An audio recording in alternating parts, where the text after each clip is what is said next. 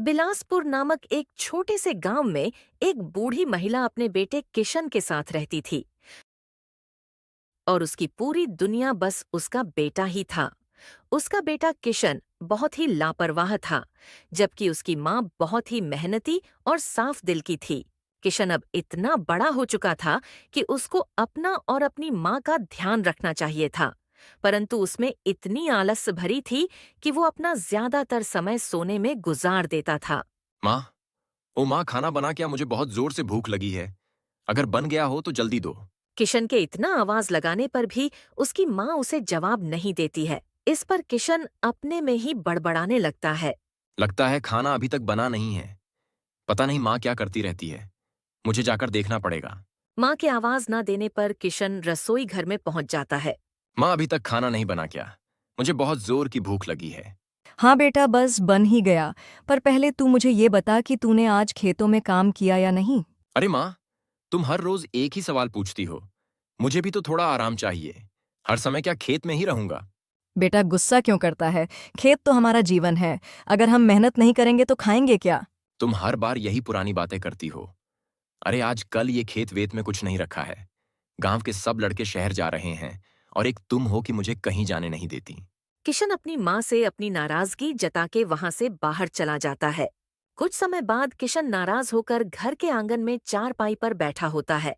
तभी उसकी माँ दुखी होकर किशन के लिए खाना लाकर देती है और फिर वहां से चली जाती है। खाना खाने के बाद किशन अपनी माँ से बोला। अरे ओ माँ, मैं थोड़ी देर कमलेश के साथ टहलने जा रहा हूँ। आने में थोड़ी देर हो सकती है। इतना बोलकर किशन घर से गांव की ओर टहलने के लिए निकल गया।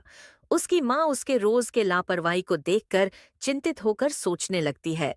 हे भगवान, मेरे बेटे को कब समझदारी आएगी? वो तो मेरी बात सुनता ही नहीं है।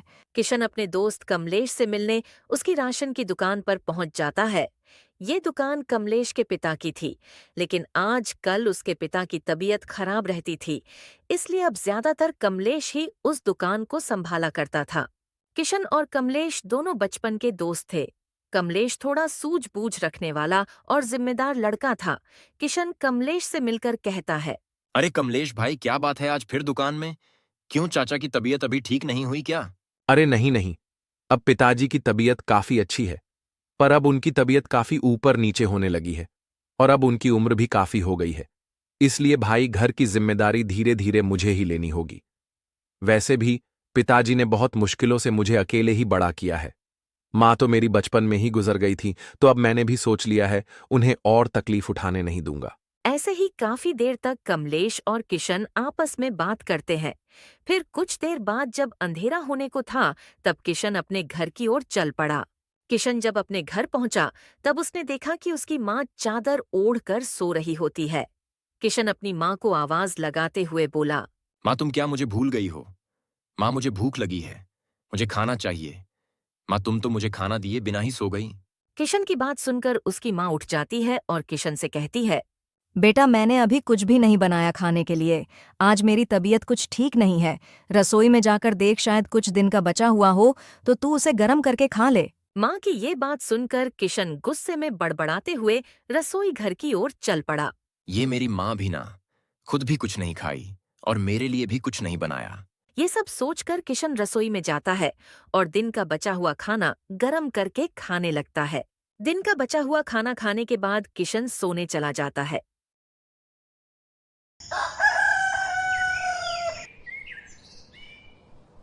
अगली सुबह जब किशन बाहर जाने के लिए तैयार होता है, तो किशन देखता है कि उसकी माँ अभी भी अपने बिस्तर पर लेटी हुई थी।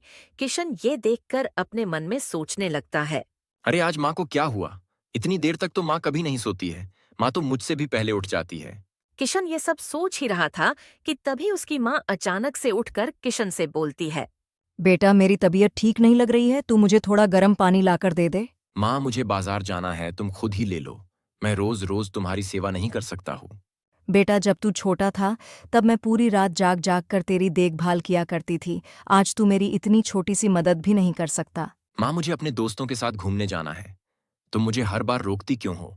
बेटा, माँ बाप के बिना सब कुछ अधूरा होता है। पर मेरी ये बातें तुझे शायद अब भी समझ नहीं आएंगी। जब तू पिता बनेगा तब तुझे मेरी ये बातें समझ आएगी। किशन अपनी माँ की बातों को अनसुना करके बाहर चला जाता है। बीमार माँ को घर पर अकेला छोड़कर किशन अपने दोस्त कमलेश से मिलने उसके दुकान की तरफ चल पड़ता है। कुछ समय बाद वो कमलेश की दुकान पर पहुंच जाता है और दोनों दोस्त कमलेश की दुकान पर बैठकर बातें करने लगते हैं। अरे कमलेश भाई, हमारे हम उम्र के काफी लोग किसी न किसी काम से गांव छोड़कर शहर जा चुके हैं, और एक हम हैं जो इसी गांव में खेती कर रहे हैं। अरे किशन भाई, तू ऐसा क्यों बोल रहा है? ये तो अच्छा ही है ना कि हम गांव में हैं। इसी कारण कम से कम हम अपनों के साथ तो रह पाते हैं, और हमें कभी भी अपनी जिंदगी को किसी और की जिंदगी से तुलना नहीं करनी चाहिए। वाह किशन भाई, तू तो बहुत बड़ी बड़ी बातें करने लगा है। नहीं किशन भाई, ये कोई बड़ी बड़ी बातें नहीं हैं। हम अब बड़े हो चुके हैं। हमें अब अपने घरों की जिम्मेदारियां उठानी ही पड़ेगी। तू भी थोड़ा अपनी माँ का ख्याल रखा कर, समझा? अरे ठीक है, इतना ज्ञान मत दे। अभी मैं चलता हूँ, मुझे बहुत भूख लगी है। किशन ये बोलकर चिड़चिड़े मन से अपने घर की ओर चल पड़ता है।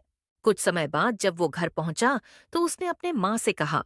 माँ, अरे ओ माँ, कहाँ गई तुम? मुझे बहुत जोर से भूख लगी है, खाना दो जल्दी।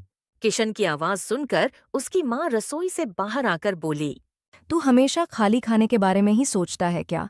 तूने एक बार भी इस बीमार माँ के बारे में सोचा है या नहीं? मेरी अब उम्र हो गई है, मैं तुझे अब ऐसे घर में बैठाकर नहीं खिला सकती हूँ। अरे सीख कुछ अपने दोस्त कमलेश से, कितना जिम्मेदार लड़का है वो। किशन को अपनी माँ के मुंह से ये सब सुनकर बहुत गुस्सा आया। गुस्से में उसने अपनी माँ से कहा। ठीक है, अगर ऐसी बात है तो चला जाऊंगा मैं घर छोड़कर, फिर रहना अकेले अपने इस घर में। वैसे भी क्या दिया है आप लोगों ने मुझे? पिताजी तो बचपन में ही गुजर गए, और उन्होंने मेरे लिए ऐसा रखा भी क्या है? बस एक जमीन का टुकड़ा, और वो भी बंजर। ये बोलकर किशन गुस्से में घर छोड़कर चला जाता है और गांव के मंदिर में आज की रात गुजारने की सोचता है। जब वो मंदिर पहुंचा तो उसे वहां मंदिर के पुजारी जी मिले। अचानक किशन को मंदिर में देखकर पुजारी जी ने किशन से कहा। अरे किशन बेटा, तू यहाँ क्या कर रहा है? तुझे तो मैंने कभी मंदिर के आसपास भी नहीं देखा है, तो आज अचानक यहाँ कैसे आ गया? नहीं पुजारी जी, ऐसा कुछ भी नहीं है। मैं तो बस पूजा करने आया था। किशन पुजारी को अपने माँ के साथ हुए झगड़े के बारे में कुछ नहीं बताता है और मंदिर से चला जाता है। देखते देखते रात हो जाती है और आखिरकार थक हार कर किशन वापस अपने घर लौट आता है। किशन को देखकर उसकी माँ उससे कहती है। अरे बेटा, आ गया तू? चल, अब आ गया है तो जल्दी से हाथ मुंह धो ले, मैं तेरे लिए खाना लगा देती हूँ। किशन अपनी माँ के ऐसे बर्ताव को देखकर थोड़ा आश्चर्य में पड़ जाता है। उसने मन ही मन में ये सोचा। आज तो मैंने माँ को इतनी बातें सुनाई थीं, पर फिर भी माँ मेरे साथ इतना अच्छा व्यवहार कर रही हैं। मुझे तो लगा था कि आज माँ मुझसे बहुत गुस्सा होगी। किशन यही सब सोचते सोचते अपने माँ के साथ बैठकर रात का खाना खाने लगता है और थोड़ी देर बाद खाना खाकर अपने कमरे में जाकर सो जाता है।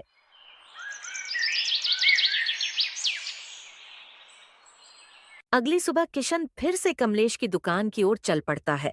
थोड़ी देर बाद जब वो कमलेश की दुकान पर पहुंचता है तो कमलेश उससे पूछता है। अरे किशन भाई, आज तो तू सुबह ही आ गया। क्या हुआ? आज का खेत का काम जल्दी निपटा लिया क्या? अरे भाई, कैसा खेत का काम? खेत के नाम पर तो वो बंजर जमीन पड़ी हुई है। कौन करे उस पर इतनी मेहनत? जिंदगी हो तो तुम्हारी तरह हो, दुकान में बैठे बैठे पैसे मिलते हैं। अरे भाई, तू हमेशा ऐसे ही क्यों सोचता है? कोई भी काम छोटा बड़ा या कम ज्यादा मेहनत वाला नहीं होता है। सबका अलग अलग संघर्ष होता है। हाँ ठीक है, तू अब सुबह सुबह शुरू मत हो जा। अब आया हूँ तो एक चाय ही पिला दे। किशन और कमलेश को चाय पीते पीते और बातें करते करते दोपहर हो जाता है। कुछ देर और बातें करने के बाद किशन कमलेश की दुकान से चला जाता है। कुछ देर बाद जब किशन अपने घर पहुंचा तो उसे देखते ही उसकी माँ उससे बोलती है। बेटा किशन, अच्छा हुआ तू आ गया।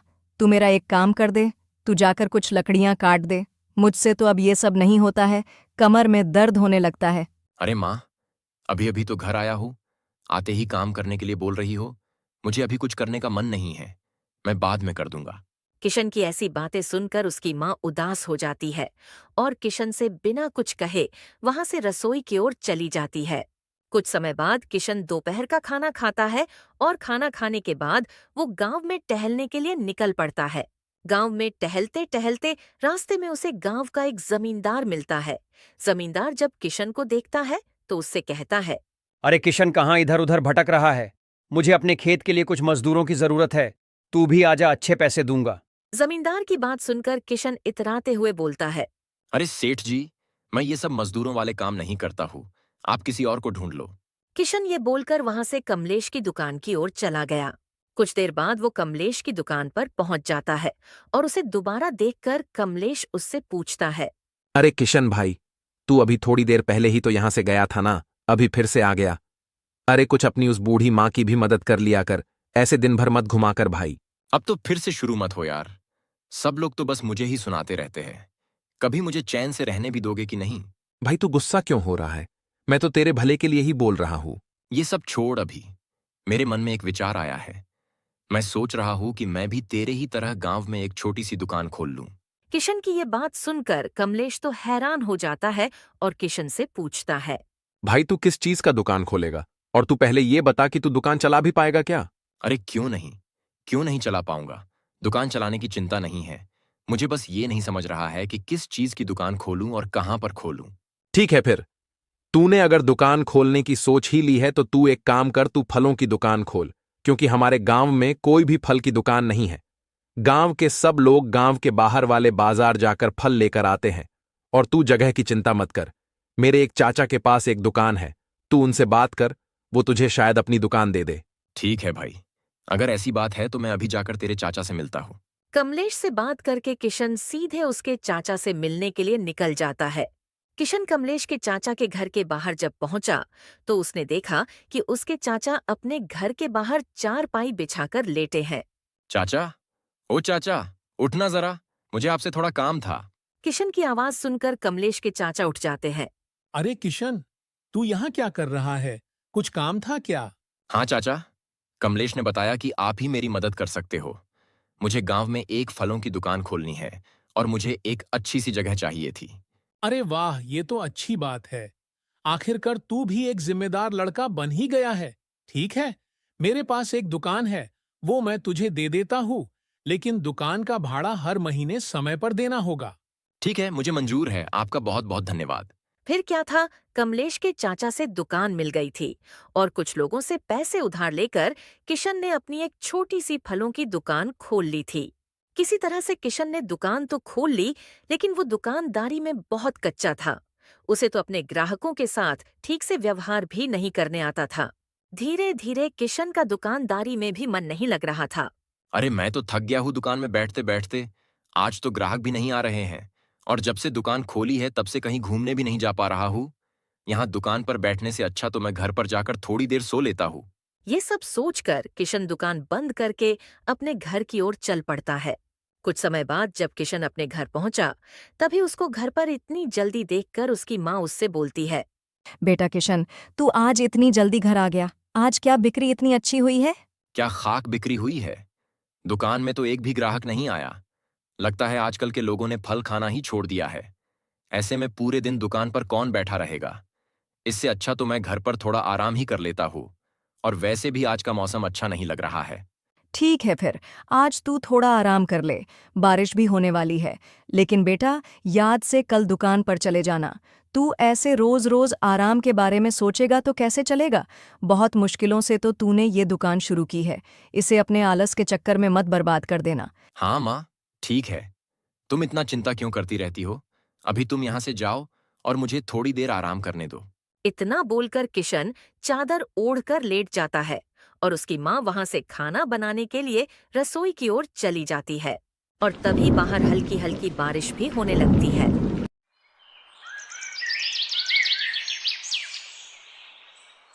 अगले दिन फिर से किशन अपनी फलों की दुकान खोलकर बैठ जाता है। कुछ ही देर बाद बंसी नाम का एक व्यक्ति उसके दुकान में आया। अरे किशन, मुझे कुछ फल चाहिए थे। तू कुछ अच्छे फल निकाल दे मेरे लिए। एक काम कर, तू मेरे लिए 1 किलो सेब और 1 दर्जन केले दे दे। पर पहले ये बता कि 1 किलो सेब कैसे दिए? अरे चाचा, आप भी कहाँ दाम के बारे में पूछ रहे हो? गांव के लोगों से क्या ज्यादा पैसे लूंगा? आपके लिए सिर्फ 200 रुपए किलो है। अरे पागल हो गया है क्या? इतना दाम किस बात का भाई? बाजार में तो केवल 150 रुपए किलो का मिल रहा है। तू तो यहाँ गांव वालों को लूट रहा है। ओ चाचा, लेना है तो लो, वरना निकल लो। ये लूटने वाली बात मत करो, समझे ना? हाँ हाँ, जा रहा हूँ। वैसे भी कौन तेरी दुकान से फल खरीदेगा? इतना बोलकर बंसी वहां से गुस्से में चला जाता है। किशन के ऐसे रुखे व्यवहार से गांव के लोग उसके दुकान से कभी फल नहीं खरीदते थे। देखते देखते कुछ ही दिनों में उसके सारे फल खराब हो गए। दुकान में बिक्री न हो पाने के कारण वह दुकान का भाड़ा भी नहीं दे पा रहा था। और तो और उसने दुकान के लिए फल खरीदने के लिए गांव के कुछ लोगों से पैसे भी उधार ले रखा था। गांव के लोग बार बार उससे उधारी के पैसे मांगने आते थे और धमकी भी दे जाते थे। अबे ओए किशन निठल्ले, कब देगा हमारे पैसे? जल्द से जल्द हमारे पैसे लौटा दे, वरना इतनी मार खाएगा कि तेरी माँ भी तुझे नहीं पहचान पाएगी। किशन किसी तरह तो उन लोगों को अपनी बातों से फुसला लेता था, परंतु कुछ दिनों बाद भाड़ा न भर पाने के कारण उसकी दुकान बंद करवा दी गई। लेकिन वह इतना लापरवाह लड़का था कि उस पर इन चीजों का कुछ प्रभाव नहीं पड़ रहा था। एक दिन जब किशन गांव में ऐसे ही घूम रहा था, तभी उसको रास्ते में दो लोग घेर लेते हैं और उसको धमकी देते हुए बोलते हैं। अबे ओए निठल्ले, बहुत हो गया तेरा, अब तो तेरी दुकान भी बंद हो गई। अब जल्दी से हमारे पैसे लौटा दे, वरना इतना पीटेंगे कि घर तक चलकर नहीं जा पाएगा। भाई इतना गुस्सा मत करो, मैं आज ही किसी भी तरह तुम लोगों के पैसे लौटा दूंगा। ठीक है, पर अगर आज शाम तक पैसे नहीं मिले तो समझ जा तेरे घर आकर तुझे मारकर तेरे घर का सामान ले जाएंगे और अपने पैसे वसूल कर लेंगे। किशन उन लोगों की बात से बहुत डर जाता है और परेशान होने लगता है।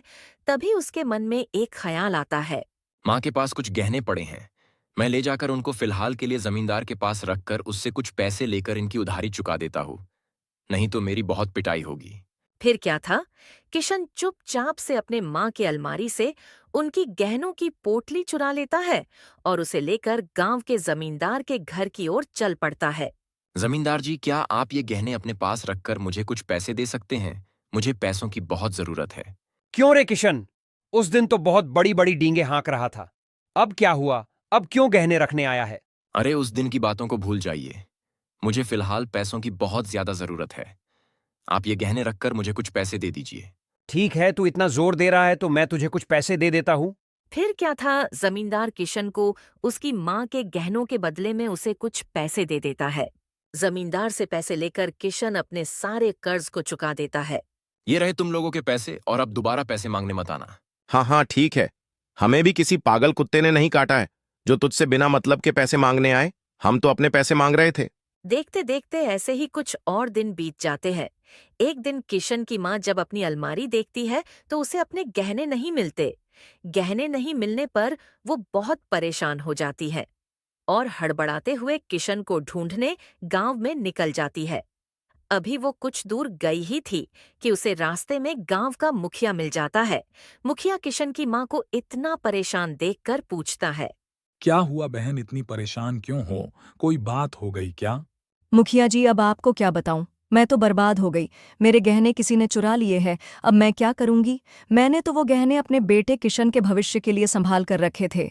अरे अरे, ये तो बहुत बुरा हुआ। आपने ठीक से घर पर देखा था कि नहीं? नहीं मुखिया जी, मैंने अच्छे से देखा, पर मुझे मेरे गहने कहीं नहीं मिले, इसलिए अपने बेटे किशन को ढूंढ रही हूँ ताकि उससे पूछ सकूं, शायद उसने कहीं रखे हो। सुनिए बहन जी, आपसे एक बात बोलना चाहूंगा, आप बुरा मत मानिएगा। क्या हुआ है मुखिया जी, ऐसी क्या बात है? मुझे लगता है किशन ने ही गहने लिए होंगे।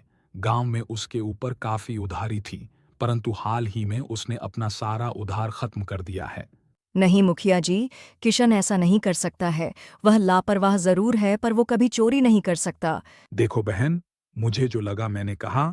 एक बात तुम खुद किशन से पूछ लो, सब दूध का दूध और पानी का पानी हो जाएगा। किशन की माँ मुखिया की ऐसी बातें सुनकर उदासी भरे मन से अपने घर की ओर लौट गई। कुछ समय बाद जब किशन घर आया तो उसकी माँ ने उससे सीधे सवाल किया। किशन, तू सच सच बता, क्या तूने ही मेरे अलमारी से गहने लिए हैं?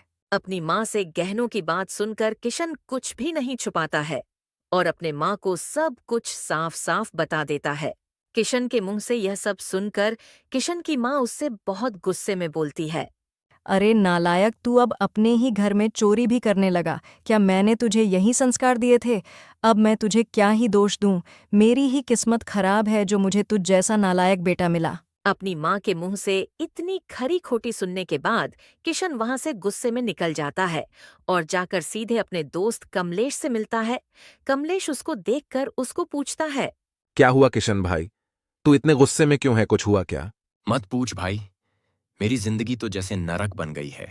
रोज रोज मेरी माँ मेरे साथ झगड़ा करती है और आज तो हद ही हो गई। माँ को मैंने आज तो सब कुछ सच सच बताया, मगर माँ ने फिर भी मुझे बहुत कुछ सुनाया। अरे हुआ क्या? वो तो बता पहले। देख भाई, तू तो जानता ही है कि मुझसे दुकानदारी नहीं हुई और उस दुकान के चक्कर में मुझ पर कितना उधार चढ़ गया था। इसलिए मैंने अपने माँ के गहनों को गिरवी रखकर अपना सारा उधार खत्म कर दिया। और वैसे भी वो सारे गहने माँ ने मेरे लिए ही संभाल कर रखे थे। और अब मुसीबत के समय पर मैंने वो गहने इस्तेमाल कर लिया तो क्या गलत कर दिया? मेरे घर वालों ने मेरे लिए आखिर किया ही क्या है? जायदाद के नाम पर बस एक टुकड़ा जमीन और बस थोड़े से गहने। जब उससे मेरा कुछ भला हुआ तो उससे भी माँ को दिक्कत है। मैं तो तंग आ गया हूं माँ से। तू पागल हो गया है क्या? कुछ भी बोले जा रहा है। अरे तेरी माँ तो तेरे भले के लिए ही बोलती है ना। तूने वो गहने लिए नहीं, तूने वो गहने चुराए हैं। और चोरी करना अच्छी बात होती है क्या? तू कभी नहीं समझेगा माँ की कीमत। मुझसे पूछ, माँ के बिना कैसा लगता है? तू तो हमेशा मेरी माँ की ही पक्ष लेता है। ना जाने तू मेरा दोस्त है भी या नहीं। किशन जब ये सारी बातें कमलेश से कह रहा था तो कमलेश का पिता भी यह सारी बातें सुन लेता है और वो आगे आकर किशन से बोलता है। अरे किशन बेटा, तू तो बिल्कुल अपने पिता की तरह निकला रे। तेरी उस बेचारी बूढ़ी माँ ने तेरे लिए क्या क्या नहीं किया, लेकिन तू है जो अपने माँ के बारे में ऐसी सोच रखता है। तू कितना बुरा बेटा है। तू बिल्कुल अपने पिता की तरह लापरवाह और स्वार्थी है। तेरे पिता ने भी अपने नशे के चक्कर में तेरे दादाजी की सारी जमीन जायदाद बेचकर खत्म कर दी, लेकिन तेरी माँ ने तेरे पिता से लड़कर तेरे भविष्य के खातिर थोड़ी जमीन बचा ली। अरे, जब तू छोटा था तब तेरी माँ दूसरों के घर पर काम करके तेरा पालन पोषण करती थी और अब तू उनके किए कर्मों का ये सिला दे रहा है। कमलेश के पिता से ये सब सुनकर किशन को बहुत बुरा लगा और उसको अपने माँ के साथ किए बर्ताव पर पछतावा होने लगा। हाँ चाचा, आप सही बोल रहे हो। मुझसे बहुत बड़ी गलती हो गई है। मुझे पता नहीं था माँ ने मेरे लिए क्या क्या सहा है। आपने तो मेरी आंखें खोल दी। चाचा जी, मैं बेवकूफ बार बार अपनी माँ को दुखी कर देता था। मेरे ऐसे करतूतों के कारण मुझे तो नर्क में भी जगह नहीं मिलनी चाहिए। अब मैं क्या करूं? किस मुंह से अपनी माँ से माफी मांगूं? मैं तो माफी का भी हकदार नहीं हूं। अरे किशन, मायूस मत हो। वो तेरी माँ है और माँ कभी अपने बच्चों से नाराज नहीं रहती। बेटा, जो हुआ सो हुआ। मान लिया कि तूने गलती की है, लेकिन तू इस गलती का प्रायश्चित कर सकता है। तू अभी का अभी घर जा और अपने माँ से माफी मांग और आगे से उनका अच्छे से ख्याल रखना। उन्हें आगे से कोई भी तकलीफ मत होने देना। बेचारी ने अपने जिंदगी में बहुत कुछ सहा है। किशन उन लोगों से ये सब बात करके सीधे अपने घर के लिए निकल जाता है। घर पहुंचकर किशन अपनी माँ से अपनी गलतियों की माफी मांगता है। माँ, मुझे माफ कर दो। मैंने आज तक बहुत सारी गलतियां की है। मेरी वजह से आपको बहुत तकलीफ हुई है। लेकिन माँ, अब से आपको मैं कोई भी तकलीफ नहीं होने दूंगा। और माँ, मैं तुम्हारे गहने भी वापस लाऊंगा और अब से मैं बहुत मेहनत करूंगा। कोई बात नहीं बेटा, देर से ही सही तू समझा आखिर। लेकिन बेटा, तुझे मेरे लिए कुछ भी करने की ज़रूरत नहीं है। मैं तो तेरे भविष्य के लिए चिंता करती हूँ, इसलिए तुझे काम करने को कहती हूँ। मेरा क्या है, मैं तो अब बूढ़ी हो गई हूँ ना। तू तो बस मेरे साथ अच्छे से बातचीत कर लिया करना और मुझसे कभी दूर मत जाना। तुझे जो भी कमाना है वो यहीं मेरे पास रहकर कमाना, उसी में मैं खुश रहूंगी। ये सारी बातें करते हुए दोनों माँ बेटे की आंखों में आंसू आ जाते हैं। फिर क्या था, अगली सुबह से किशन अपनी उस खेत में खेती करने पहुंच जाता है। ऐसे ही किशन रोज बहुत मेहनत करने लगा और देखते ही देखते उसकी वो बंजर जमीन भी उसकी मेहनत के चलते अब फसल उगाने लगी थी।